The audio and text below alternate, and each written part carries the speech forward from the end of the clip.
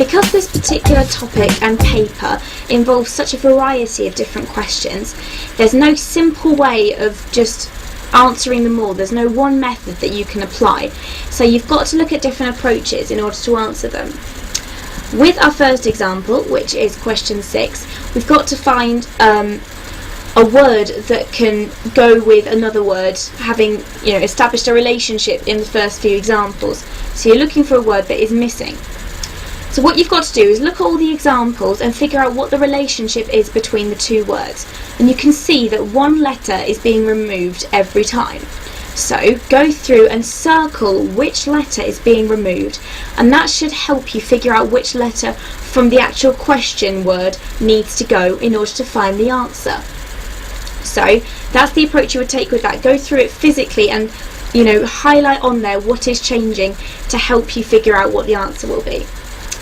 With question 12, it's one of those questions where practice is going to be the biggest help, because you're looking for a word in the brackets that means the same as the word outside the brackets, and only through a lot of reading and a lot of practice will you get good at figuring out what words mean and which words are very similar in meaning. So that's the approach you'd have to take for that one, unfortunately. With question 14, this is far more mathsy than the rest of them, and there's a few questions about this particular diagram.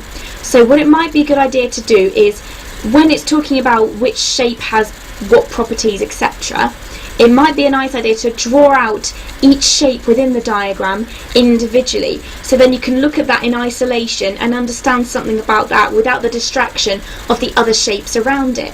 So drawing it out again, in the way that will make sense to you may well be the best approach for that particular question. So like I say, one method will work for a certain type of question. It won't work for other types of question. So what you've got to do is figure out which way will best work for certain different question types and use that approach where necessary. And just go through things logically and systematically, and don't try and go in all guns blazing with an approach that's just not going to work. Take your time and use the appropriate method for every question.